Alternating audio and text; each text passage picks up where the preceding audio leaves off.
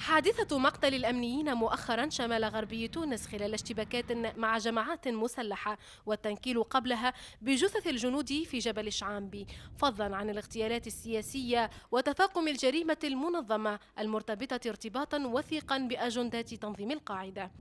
كلها وقائع جعلت الجميع ينذر بخطر الإرهاب الذي بات محدقا بالبلاد، خطر ظنه الكثيرون متركزا على الشريط الحدودي وبالقرب من المناطق الوعرة، لكن زحفه إلى داخل المدن وامتداده إليها بدأ يثير مخافة الشارع التونسي أكثر فأكثر.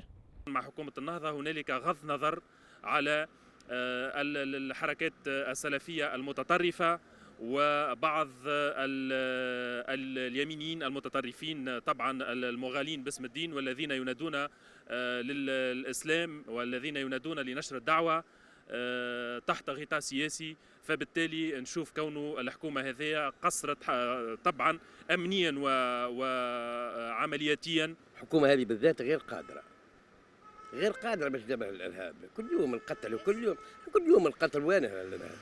مادام دخل السلاح للبلاد انتهى كل شيء. لازم تكون فما راجل حقيقي يخدم البلاد بحقيقة يهتم عن الكلمة.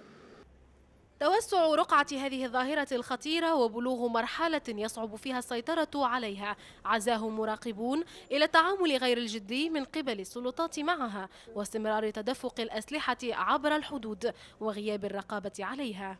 قبل تصنيف أنصار الشريعة كتنظيم إرهابي كان هناك نوع من التعاون مع بعض الجهات الرسمية وهذه الجهات المتطرفة إن صح التعبير، أيضا في ظل غياب رؤية واضحة لإصلاح المنظومة الأمنية وغياب قرار سياسي واضح في هذا الاتجاه، بالإضافة إلى ما تشهده تونس من توافد عدد من شيوخ بين ظفرين، من يسمون أنفسهم شيوخ دينيين، شيوخ الإسلام والإسلام منهم براء، باعتبار وأنهم يدعون إلى العنف.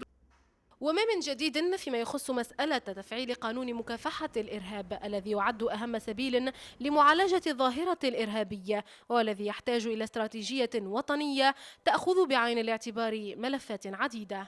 وتطفو ظاهرة الإرهاب من جديد على سطح الأحداث وتتنامى داقة ناقوس الخطر مخافة حدوث أي أعمال عنف أو اغتيالات سياسية جديدة، في وقت تؤكد فيه الحكومة الحالية انتصاراتها في الحرب على هذه الظاهرة ونجاحاتها في تفكيك آخر جيوب هذه الجماعات المسلحة وملاحقتها. يسرى والناس، قناة الاتجاه، تونس.